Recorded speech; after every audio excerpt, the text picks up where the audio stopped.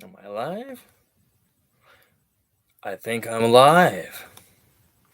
Hi, guys that don't care. It's me, live from my grandpa's attic, once again, late at night, with David Kelley. So, let's start the show off on a good note with a bit of news. All right, I did some studying this time, so I might do a better job, but probably not. You much. It's not like you're having to pay or anything. All right. First up on the news, YouTuber makes a major comeback.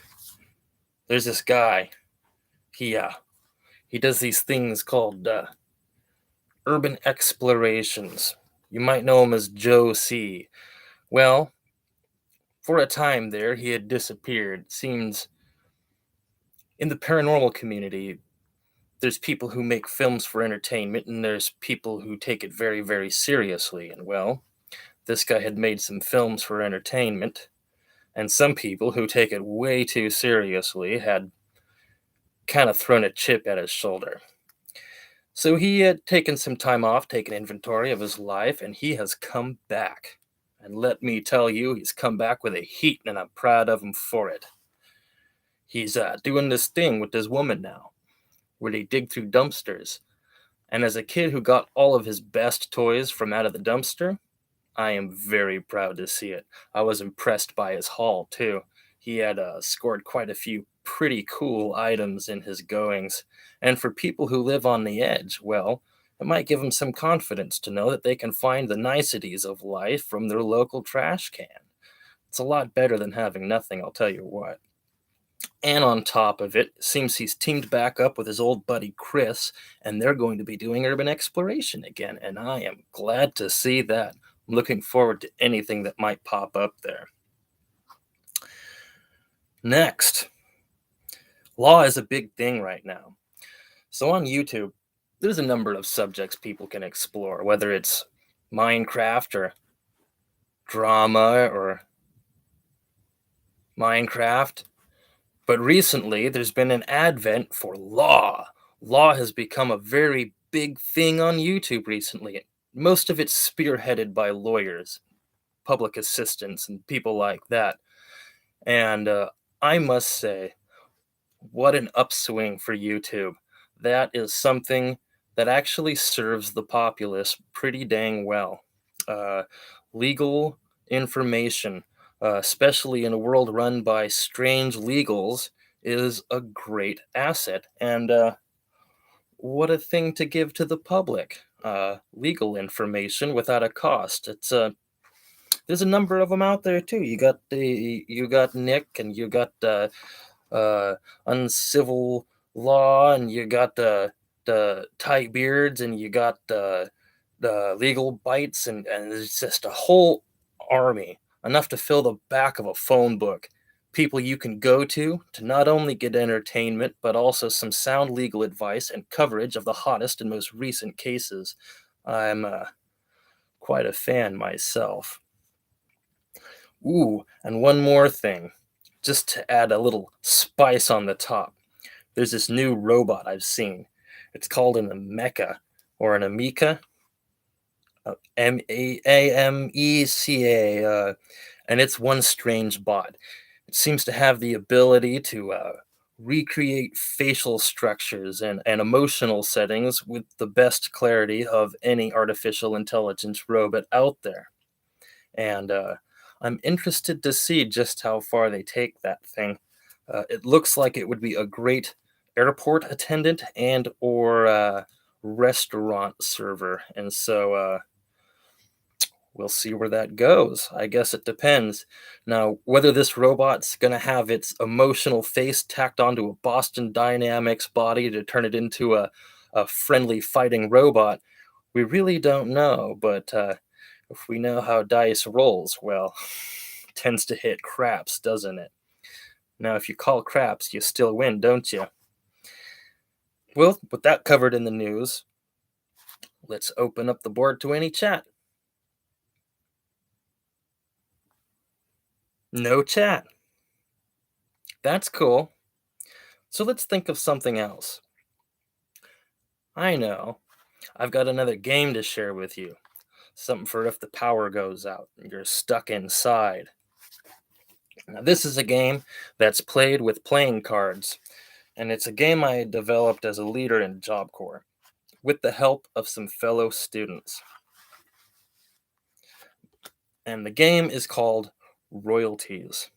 This game is a game that's designed to take a standard deck of 52 and whatever amount of jokers you can get and turns it into a game that you can play that runs like Yu-Gi-Oh! Or Pokemon or Digimon, a playing card game featuring characters and energy counters. And this game is quite a bit of fun. We had one that was going between three players that lasted, I think, 2.5 days, and it was pretty fun. And so I'm going to demonstrate to you again from the activity board how to play this game. And granted, the rules have changed a bit, and I'm going to be using a rather risque set of cards from the old Eldorado Casino from 1986. Don't demonetize me because I'm making so much money.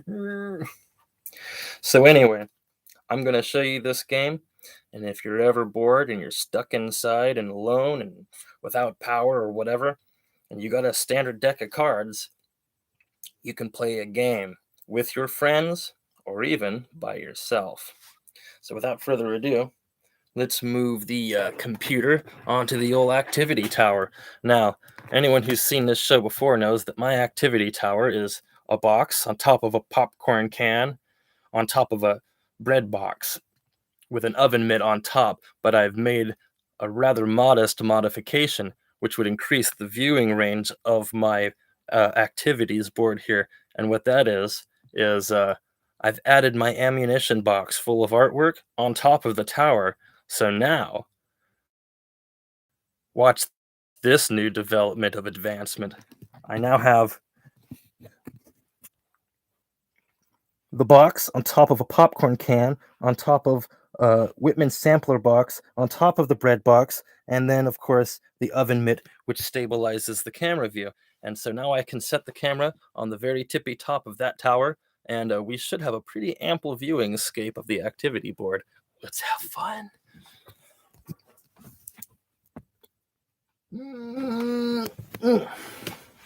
Ah, good. It hasn't fallen over.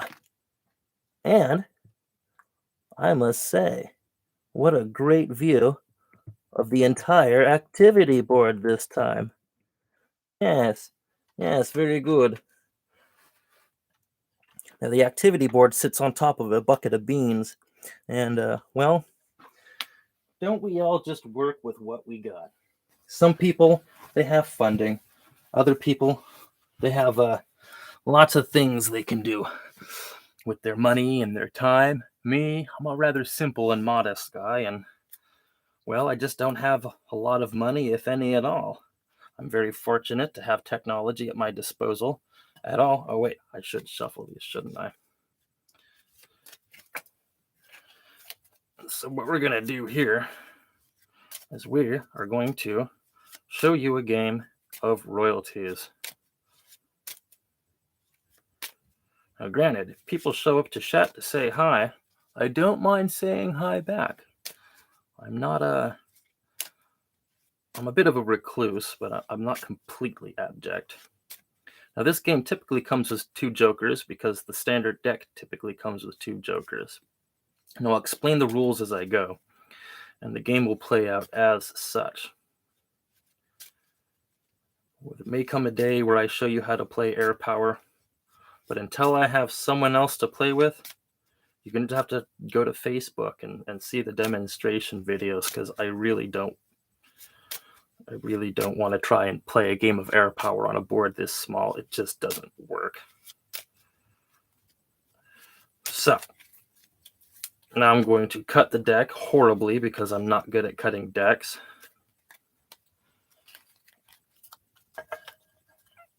And I'm also not good at playing with cards, but I am good at developing games you can play with very little pocket money. In fact, it seems to be my only real talent in life, is developing games you can play with very little pocket money. So we'll call that good. The game starts very simply. You start with 7 cards.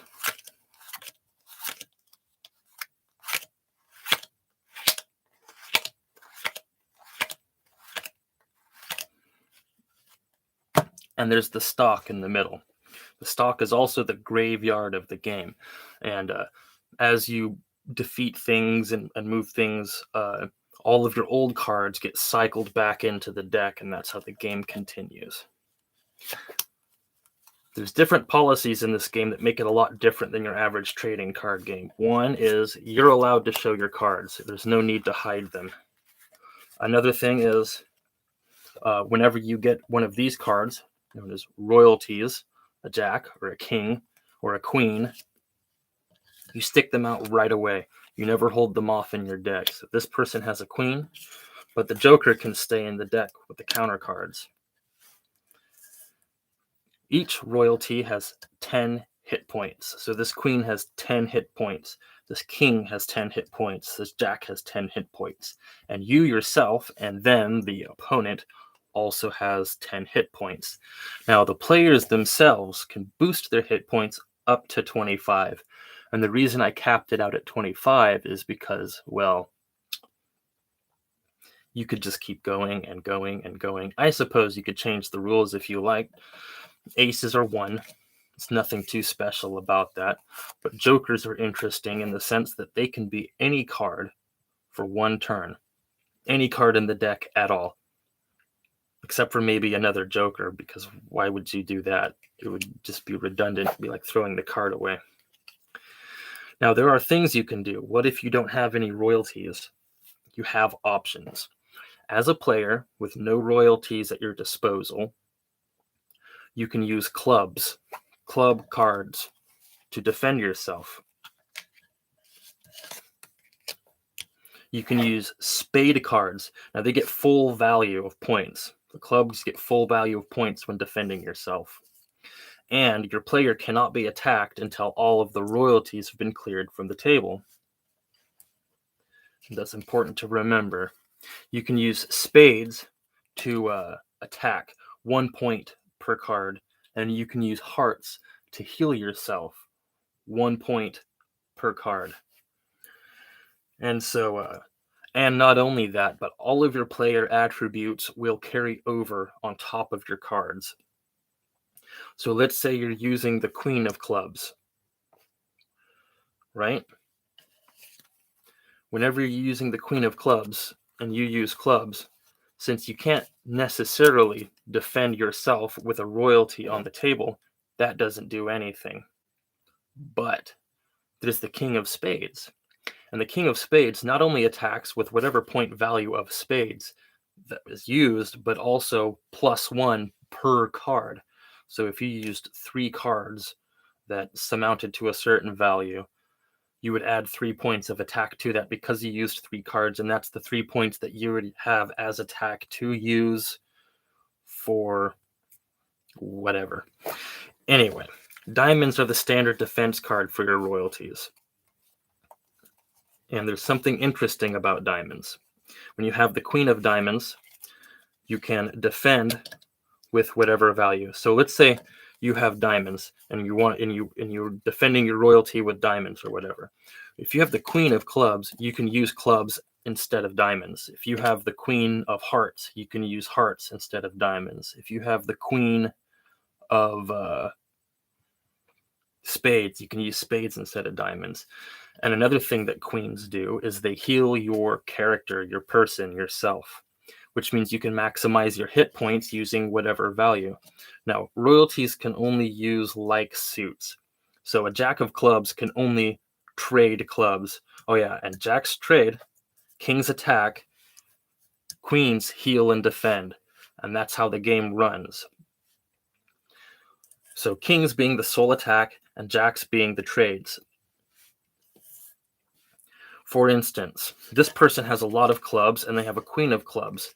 That could also offer them a lot of defense, but this person might also want to take a risk and perhaps maybe score a few more royalties to back their defense scheme. So a person can take this joker, claim that it is a jack of clubs, even though there is a jack of clubs already on the table.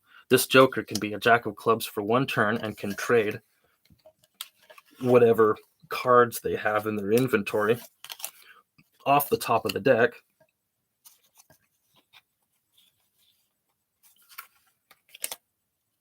And then these would go at the bottom with the joker on top for that single turn. And that's how the cycle of things go. This king of clubs cannot attack because I have no clubs cards. That's part of the game. If I had the king of diamonds, I would have a lot of attack power with all of these diamonds. But since I don't, now this person has exchanged their clubs for diamonds. So now they can use these diamonds for initial defense before cracking into their base stock.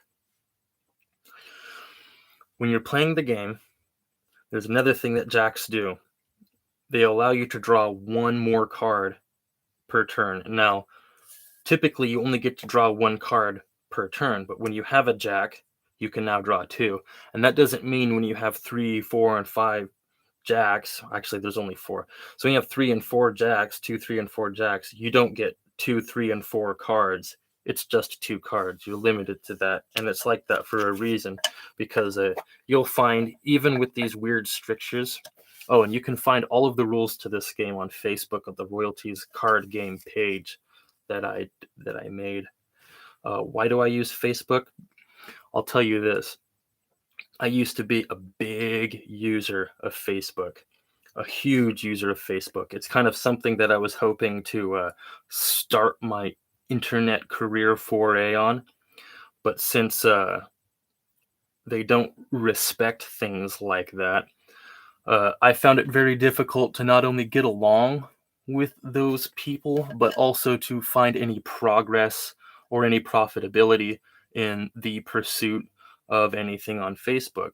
They simply don't pay. And since YouTube pays, I don't mind sharing these ideas on YouTube. Ultimately, though, all of this stuff got its start while I was using Facebook. So that's why there's these pages that I developed on Facebook. And yeah. Anyway, so let's have the turn go. How would this work? Let's flip a coin to see who goes first. We'll do it like last time. Heads is this side, tails is that side. Or I think so. Nah, whatever. Oh boy.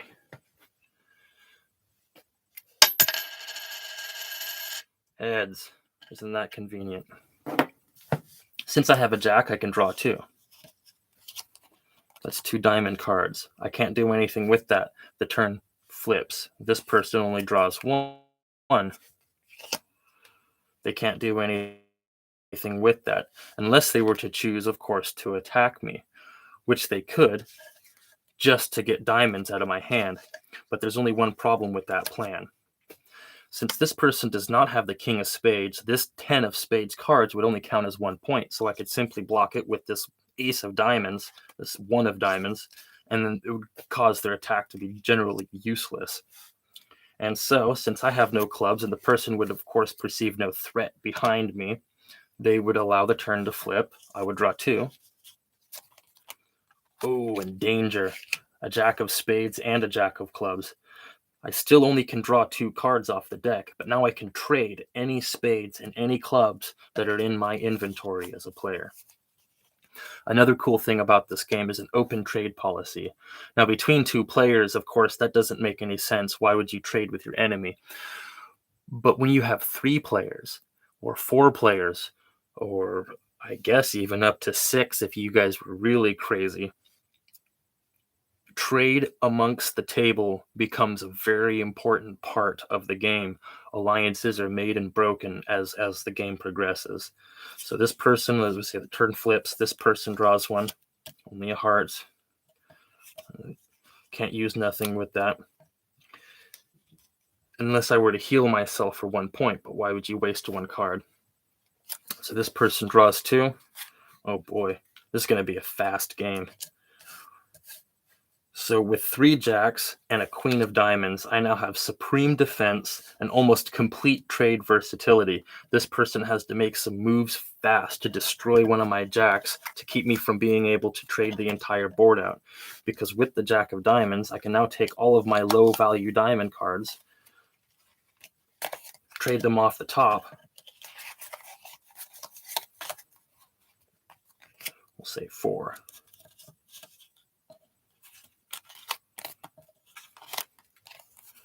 And now I have a whole pack of cards. There's the king of diamonds, ace of hearts, and king of spades. Now, right now, this is a very one-sided game, and you'll find that whenever you're playing with just 2 players, the games get one-sided really fast. It's better to have 3 or 4 or more players. Not only that, you can take these decks here and you can stack 2 decks, 3 decks, 4 decks, 5 decks, different cards from different decks, different styles of decks. And what that does is it offers, of course, more stockpile and therefore a longer game. So let's consider what the options are. With the king of diamonds and the king of clubs and the king of spades, I now have complete or nearly complete attack versatility and nearly complete trade versatility. But in this position, with the person at such a disadvantage, I guess we'll just stick. There we go. There we go. Now all of the cards that you put back into the deck slowly move up with each turn. This person draws 1. And as, of course, poor fortune, because what little fortune there would be. I almost want to replay the game just because of how one-sided it's been right off the bat. But that's also a product of really crappy shuffling. I'm not good at shuffling decks. I wouldn't give the job to me in any right at all. So I'm not getting a job at a casino anytime soon. This person, of course, now has the queen of clubs, and we'll take this heart right here, and we'll take this because they're of course anticipating that they're about to be destroyed. So since they have 10, we'll give them another 10 plus 5. That makes 25. They have full maximized health. They're ready to take a heavy hit should they lose their royalty and be exposed. Now we flip over to this person's turn, which who could draw 2. They have 3 jokes or 3 jacks. Now we have 3 and 4 of clubs. What do I have? I have the king of clubs. So if I were to use the king of clubs, 4, 5, 6, 7, I can use the 7 attack off the king of clubs. And I'm attacking, of course, the queen of spades because that's the only royalty available. The person, of course, could offer diamonds or even clubs. Now, since the person's anticipating that they'll be easily destroyed, they would naturally use the diamonds simply because these clubs count at full face value without any royalties on the table. So that is your last ditch effort if you have nothing else to run for. They present the 7 hearts, attack over defense.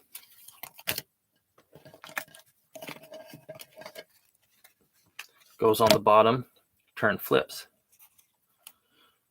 The person has more clubs. They can't really do anything about that.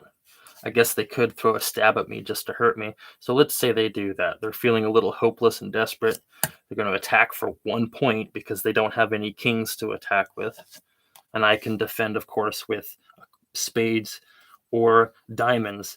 And since I'm using the queen of diamonds, and since diamonds are the standard defense card, a queen's diamond defense adds to the standard defense of the diamonds, and that makes it double. So when you have the queen of diamonds, all of your diamonds do double defense, which you think is a little psychotic. And if you don't like the rule, of course you can abolish it because all of these rules are subject to change in personal preference. Why? Because they're not patented. All right, they're not patented. 5 of diamonds defends against, well, let's see here. What would be the, yeah, I guess that's the way it works. That's the lowest diamond value. It blocks the 1. And the point of that being is you can use 1 point of damage to force someone to spend more defense points than necessary, because they're going to want to use the lowest value possible. But if you're only attacking with 1 point and they only have high value cards and they just want a perfect score, so to speak. They don't want any other guys to get damaged.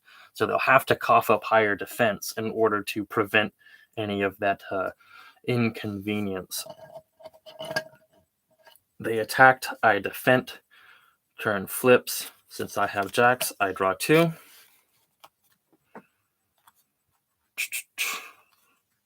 Hearts and clubs. What do I have of hearts? I have nothing of hearts. That means hearts are more or less still in the deck. Since I don't have any options other than to try and jilt the deck, I can use the Jack of Diamonds to scump the deck that way. I don't have a Jack of Hearts, and that's the one I want. That would give me full trade supremacy. But in this case, I'm only going to use the clubs.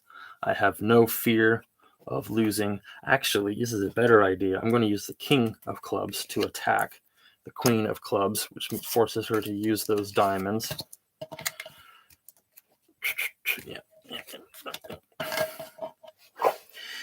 And then I get to decide whether or not I'm going to use diamonds to trade. I'll say I won't. And the turn flips. This person pulls 1. And now they have hearts. Now these hearts can be used to heal 1 point, just because when you're using the Queen of Hearts, not only would you get the full value, but also the +1 for yourself. And that's an interesting aspect. All of the royalty cards, you can add your own personal buffs to them. It makes each card very special in a way. And all of this is better described on the royalties page. Right, so the turn would flip. Right there. Jack trades the ace. Jack trades the ace. Jack trades the ace. Jack trades the ace. Jack trades the ace. Jack trades the ace. I don't have a Jack of Hearts. I'm stuck with it. And that's why I'm trying to get the final Jack. See, because that gives me full trade supremacy. You can essentially pick through the entire deck once you have 4 Jacks. All 4 Jacks, so to speak. But now since the turn flips, and I don't really have any means to attack with other than diamonds, and I don't want to waste those attacking a single, and yes, I did fart. I don't want to use those to attack a single royalty, because I want to be able to muster a large enough attack to completely demolish their royalty. They've scored a heart. They can't really do anything with it, so they allow the turn to flip. I'm stuck with spades. Now I have the King of Spades, and this is a perfect opportunity. So 7 plus 8 would be 15. And so now the King of Spades is going to attack with 15 against the Queen of Clubs, forcing her to 8, 9, 10, 11, 12, 13, 14. Oh boy, they're going to have to go a little higher. Forces them to overspend. So we go 8, 9, 10, 11, 12, 13, 14, 15. That's a perfect value. They match. That was the attack to defense ratio. Goes to the bottom. And unless I'm going to do anything else, which I don't think I'm going to do, the turn flips. More hearts that they don't really need. Can't really do anything. Turn flips. Draw 2 because I have jacks. Hearts. More hearts. Hearts that I can't use. And since I can't use those hearts, the turn flips. We draw 1. And here we have the Jack of Hearts. Now what this did is just opened up a whole world of opportunities, because now these 2 hearts can be traded in. Boom, boom. There's a Queen and a King of Hearts. Now there's something interesting about this. As you know, this guy over here has all the hearts, which really, really sucks for someone who has a primary heart utility. And that's kind of the interesting thing about this game. It's something that's important to remember, that whatever you hold on to, they can't use. That's why I made the thing where you can stack decks, because there comes a point where this guy's got the monopoly on hearts, and all of your characters are hearts characters. It gets to a point that they're disabled by proxy, just because you're holding all of the things they need to use. Wait, that doesn't. That's kind of. All right, yeah, that goes on the bottom. They traded those in. They traded up, and since they just ran out of options, the turn would flip. This person scores the Joker, and this is going to be a creative and vicious thing to do. Now, you can only attack with the Joker once, or trade with the Joker once. I could be a huge jerk and be like, oh, I'm going to turn this into the King of Hearts, and I'm going to blast your guy. But if I wanted to be really cruel, I can now take all of these hearts that this person needs, take the risk that they might collect them, and instead make this the Jack of Hearts for one turn. Now I have 1, 2, 3, 4, 5, 6 cards to run through, and I can only trade hearts for this turn. Actually, I can trade any card, because with this being the Jack of Hearts plus my other jacks, I have trade supremacy. 1, 2, 3, 4, 5, 6. You can now draw 6 off the top. Oh, these aren't very good. These aren't very good. 1, 2, 3, 4. I'll keep those 2. 1, 2, 3, 4. What are these? I'll drop these 2. 1, 2. I'll drop this one. 1. Oh, thanks. So now I have traded my entire stock of hearts in exchange for a much more diverse stock of use. And that's kind of what's neat about this game, is it forces you to think in terms that you would never tend to think in terms of what you expect from a card game. And with all of those used, Joker on top, I can now get to work. Watch this. Now I'm going to use this 10 of clubs because I have the King of clubs, and I'm going to attack. Actually, I might as well spice it up. I'll make it 14, forcing the Queen of clubs to use anything she might have. So let's do 14 against the Queen of clubs with the King of clubs. Now, granted, these cards, other than the jacks that trade, kings can only attack one target per turn. Just remember that. So we have 14 against the Queen of clubs. They now have to cough up. Either they lose the queen and keep the clubs for personal defense. But now that they have other royalties to back them, they're going to want to hang on to that Queen of clubs like dear life. So 5, 6, 7, 8, 9, 10, 11, 12, 13, 14. So since they have 14 clubs against the 14, they match the attack. And it goes down into the thing. And since that anything else to attack with, I guess I'm going to pummel. I might as well go for the pummel. I'm going to go 19 against the Queen of clubs. Actually, no, just 10. Since there's no defense, she can't put anything in front of it. The queen dies. Royalties on top. And I've used the king. I've used the King of clubs and the King of spades. Now it's time to see the King of diamonds. And if I were a savvy player, I would want to attack quite cleanly against the jack, because once you sever the trade routes, the rest of the empire dies. And take note from that, spies. So we're going to use the King of diamonds to attack the Jack of hearts. And since there is no defense, the Jack of hearts is demolished. Returns to the bottom of the deck. I've run out of attack options except for using spades of my own personal character, which would only be 1 point per card, and why waste that? I can afford to take time. With the jack and queen dead, my opponent, even with the queen, what are they going to do? So they can only draw one now because the jack's dead. And I can still draw two because I have 3 jacks. So now I've got diamonds and clubs. And with that, I can follow up once again with a strong attack, 6 and 7, which would be 13 against I'll go for their attack centers, King of Hearts. And so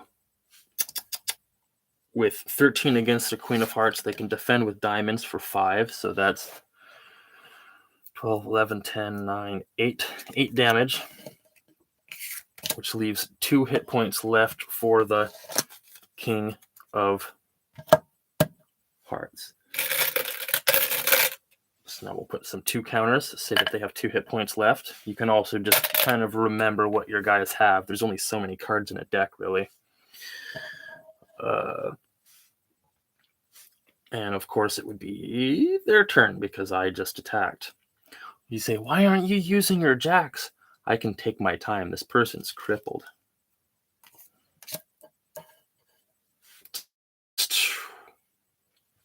Ace. No, they can't really do anything with that. Actually, they can.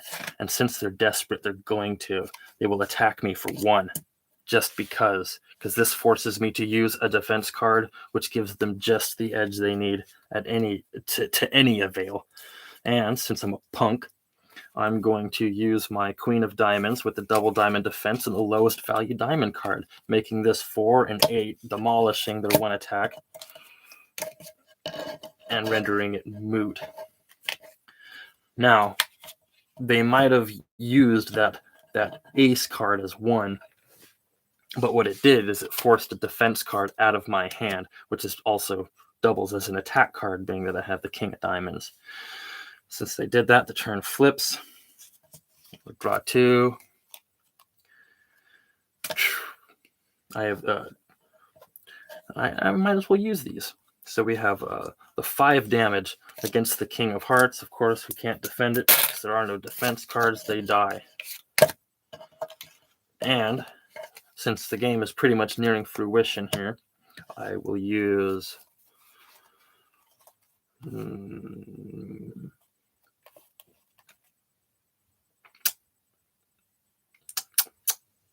I use the King of Spades lastly. I guess that'd be another good use for markers, is to mark whatever you used last. So I'm going to say I'll use these King of Diamonds, and I will use 16 simply because it's the lowest amount that I have available. 9, 10, 11, 12, 13, 14. It's actually 15. All right. Anyway, the Queen is dead. Queen of Hearts is dead. It moves to the bottom of the deck. Now this person is completely open. Direct attack to the life points. Of course, that person's already been used, but since I've now completed any objects that I want to do, other than, of course, maybe throwing in a Jack of Spades just to see if I can score a royalty back to keep them from getting it, which will ensure a faster victory. Stuck with the hearts. I don't have the Jack of Hearts. In fact, hearts are my worst enemy at this point because I don't have any hearts royalties. This person draws 1 because they're virtually hopeless. And what a fortunate draw, too. 8 clubs to save their life. Now I have 8 and 7. I might as well hit them with both. So I'll throw that down. They use the 8 of clubs to hamper that 8, but they still get 7. So 25, 24, 23, 22, 21, 20, 19, 18 hit points left. Attack over defense. To the bottom of the deck it goes. then it would be their turn. 2 of hearts, which they will use promptly as 1 point of health, bringing them back up to, is it 18? No, I took 7 off. 14. All right, so I'm terrible with numbers. That's why I need people to play with. It sucks being by yourself wanting to share these things, especially when you have mental problems, because math is hard and everything is just harder when your brain doesn't work like it should. Where was I? Oh, yes, this person. Or wait, would it be? Yes.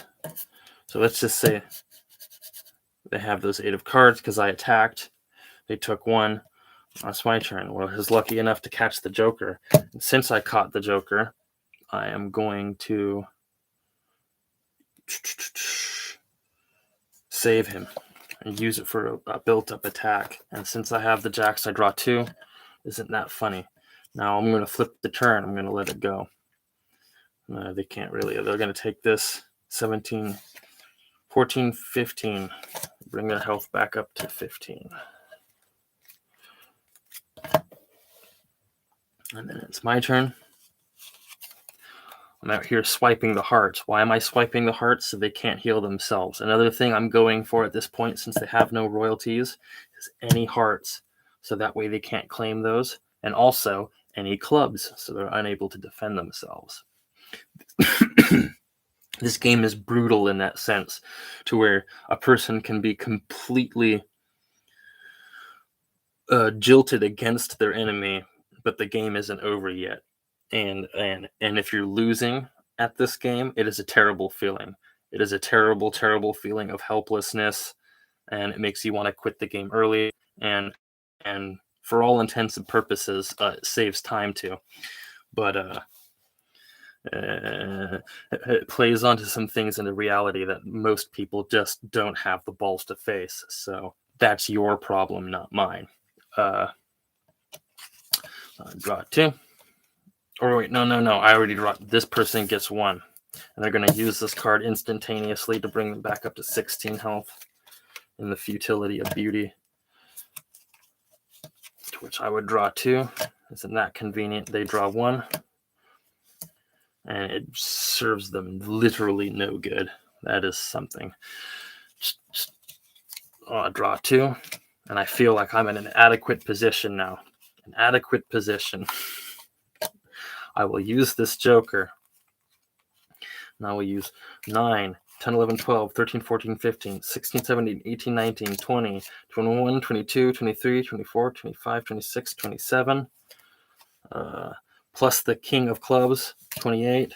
Plus the King of Diamonds, 29, 30, 31, 32. And I'm going to attack 32 against their 15 health, smashing them into little tiny pieces and stomping them into mud. And the game is over with this side as the victor. And that is a game of royalties. There is your gift for the day. Is your gift for the day. Don't say you don't get anything from this show, huh? Don't say you don't get anything from this show. You get a free game. And this is a game that you can play when the power is out and you're stuck inside. And that is the service I provide.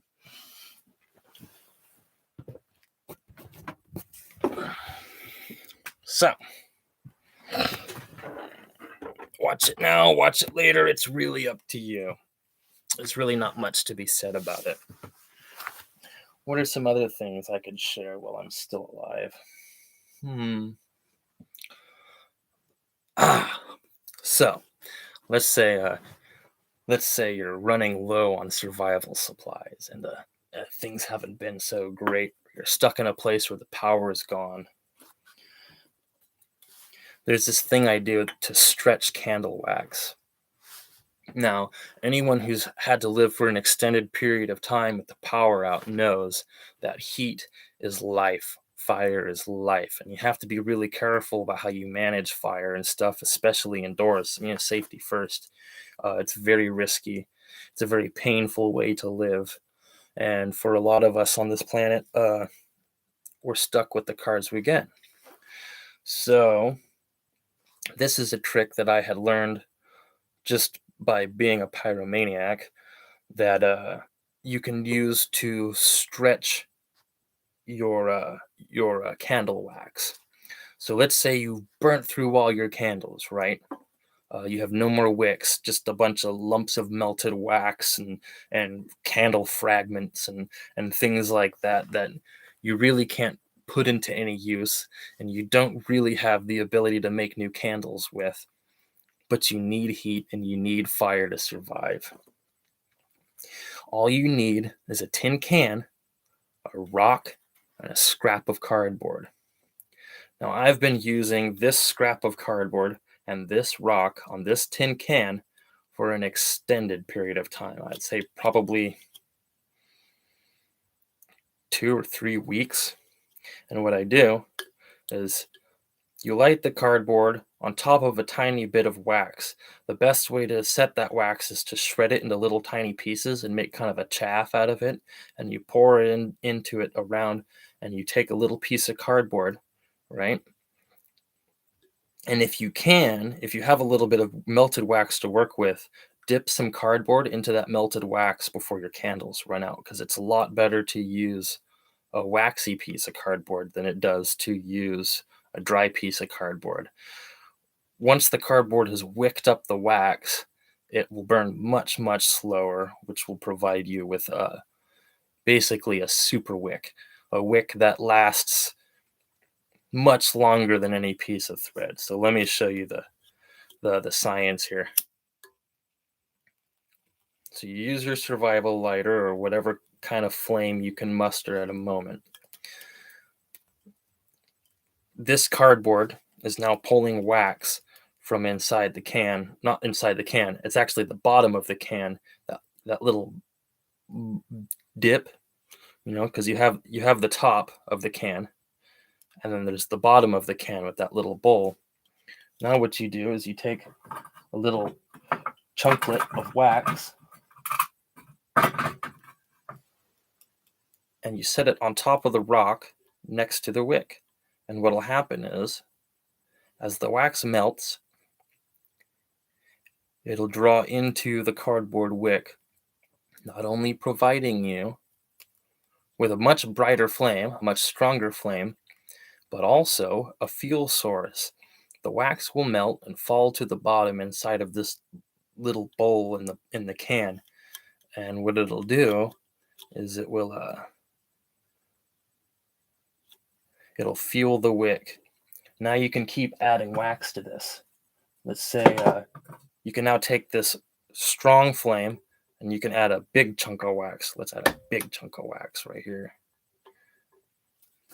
This wax will melt and it'll pool in the bottom of this can thing here.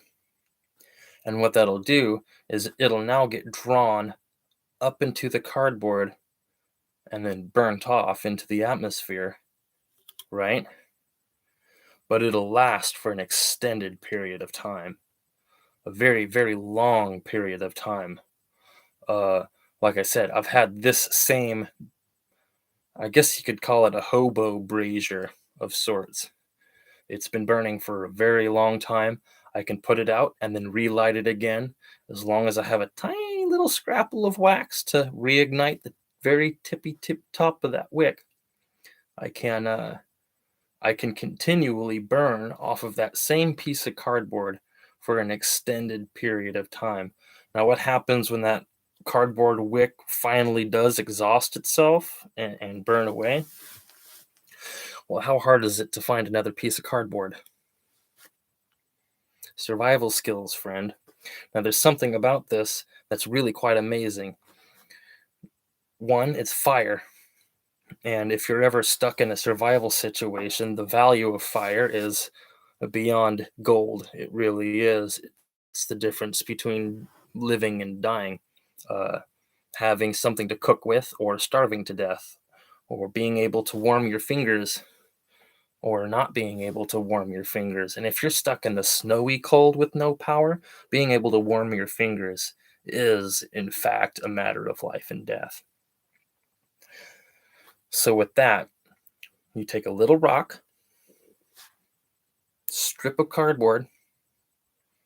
If you can get some wax melted somehow, if you don't have a survival lighter, you might want to employ something like uh it's like this charcoal stuff. You use a match, right? You find a survival match, and there's this stuff. It's not really charcoal. It's like a charcoal fiber. It's like they take this cotton string and they cooked it out to where it's like a charcoal string. And if you can find that kind of stuff, you can take your standard sparker, even if you have no fuel in your lighter like this one, right?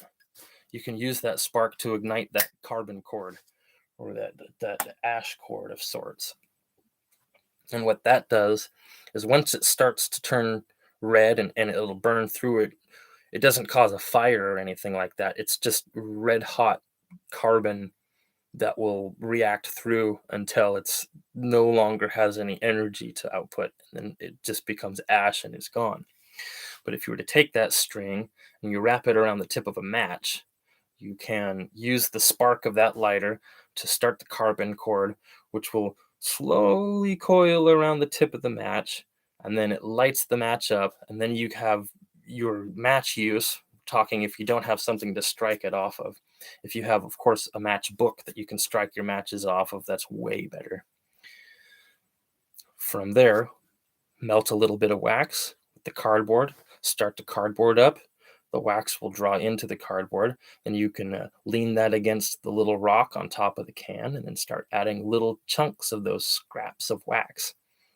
And then what you'll get is a very, very long lasting, bright, powerful flame that you can utilize for survival, keeping your fingers warm, uh, heating up a little pot of soup, making yourself you could take a can of soup, poke a few holes into the top of it, stick it on top of an anchor of sorts, and then that flame underneath will heat the can, and you can cook the soup inside of the can, and then of course open the rest of it when it's done, or when the soup starts bubbling out of the holes in the top, and then you can heat food and eat it, or just keep your fingers warm, or just have a light source so you can read and do stuff.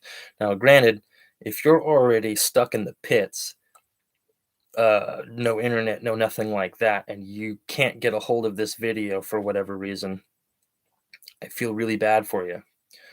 Uh, but if you are in those situations, in those places, uh, and you have power right now on internet, and you see this video, this little trick right here will save your life. It will enable you to heat yourself in situations where you normally don't have any options to run with. If you're stuck living inside of a car, you could, if it's an old enough car, you could use the cigarette lighter to start up carbon paper or a match or a small piece of paper or something like that. And ultimately, that's something else. Another fun thing is if you have any kind of citrus oil. Here, I'll put that out first. You don't want to pour oil right on a fire. Watch this. This is lime oil.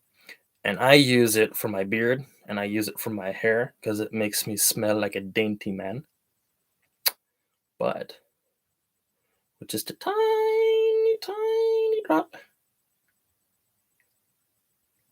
into that melted wax, boop.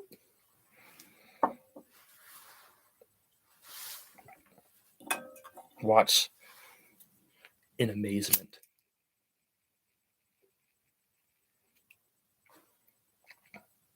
It is now a much brighter, much higher, much stronger flame. That's what we call the limelight. You learned something, didn't ya? And here I am, alone in the limelight. Huh? Huh? Huh? You know, you know? It's an amazing thing, isn't it? You wouldn't think that something as simple as lime oil. Now, where can you get lime oil in nature? Of course, not everyone has an essential oil bottle just hanging around for convenient use. You can use orange peels, you can use lime peels if you can get them. And what you do is you take the lime peels and you have to put them under a press of some kind. There's a couple of ways to do it. And the best way that I've seen is you take a car jack and you take a metal plate and you'll take as many lime peels as you can get a hold of. Crap tons of lime peels, and you bunch them all together into a little wad and you put them on top of the metal plate, and then you use the car jack and you punch it out like this,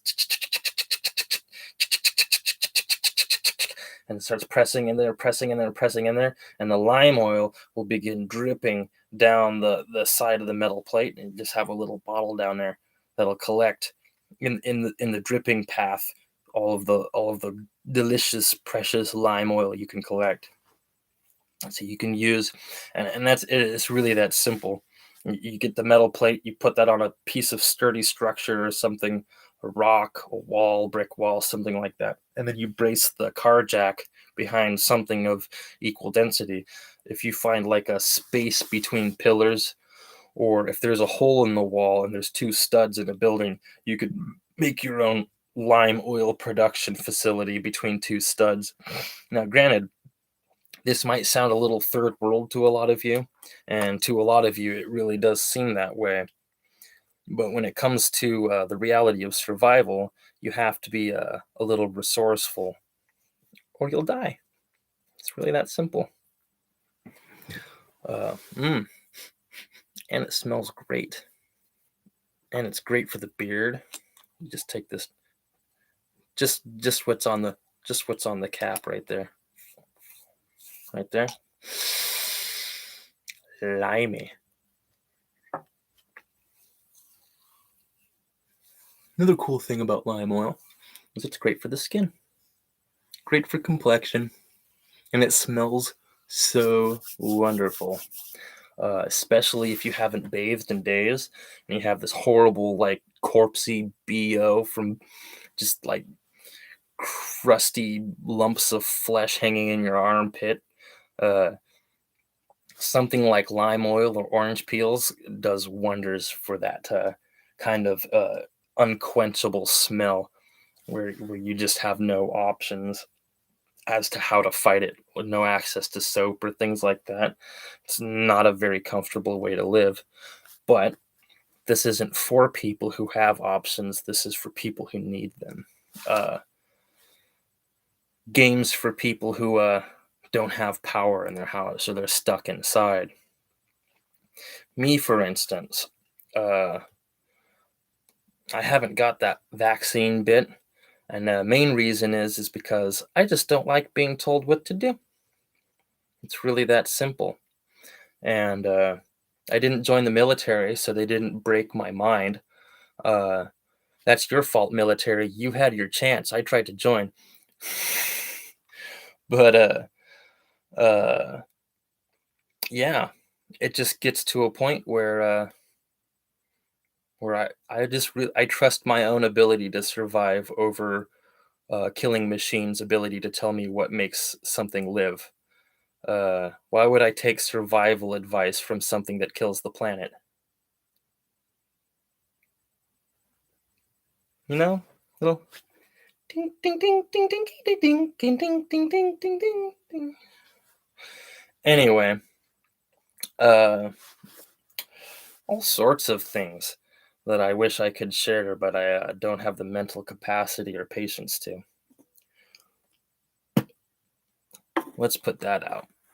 You don't want to leave fires unchecked, do you? Let's think. What else could we do to entertain our time since no one's watching? Mmm. Aha, I know. Drawing a picture. Here's a good lesson in drawing pictures. I'm going to go through what it takes to make a face, because a lot of people, when they're drawing pictures, They don't know how to make things like faces. They don't know how to make things like hands. They don't know how to make things like feet. And when they're drawing things and they're drawing pictures and they want to do it fast like the cartoonists do, they end up with something that they don't really want. So without further ado, I'm going to get some paper. I'm going to set the computer back onto the old activity tower, and let's draw some people.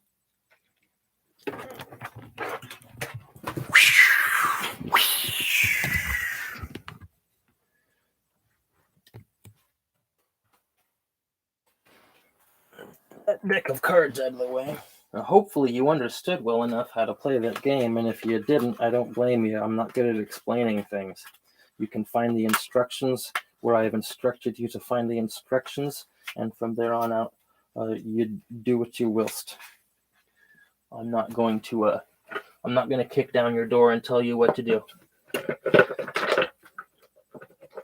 You know, if I was a really industrious guy, I would probably try to bump this channel on other people's channels, you know, like how other people do. But I think that's probably a little rude. So I don't do that. Let's see. Let's find a writing utensil. Let's put that right there to keep you anticipating. And I can't seem to find a good pencil anywhere. Here we go. Here's a pencil, and here's a sharpener.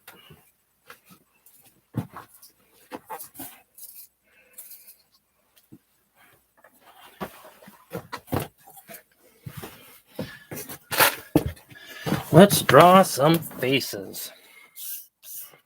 Now, this is the worst angle to try and draw things in presentation for you. Although it seems, I guess you could figure it well enough, couldn't you? The first thing to remember with faces is you want to make a strong profile. Now, whether you're making a female face or a male face, you want to make sure that your facial profile is adequate to whatever it is you're pursuing. Females tend to have softer, more curvaceous facial profiles, whereas men seem to have more rigid and cut out facial profiles. And so with that, let's just make a boy and a girl, because that will display both. Let's start with the jaw lines. So we'll do the lady first, because ladies first. We're going to draw a round profile with a sort of soft, round chin. We're going to make this little lump right here, and what that is for the eyebrow line. Now, these people will be staring directly at you. For the male, of course, let's have more abrupt, harder chin.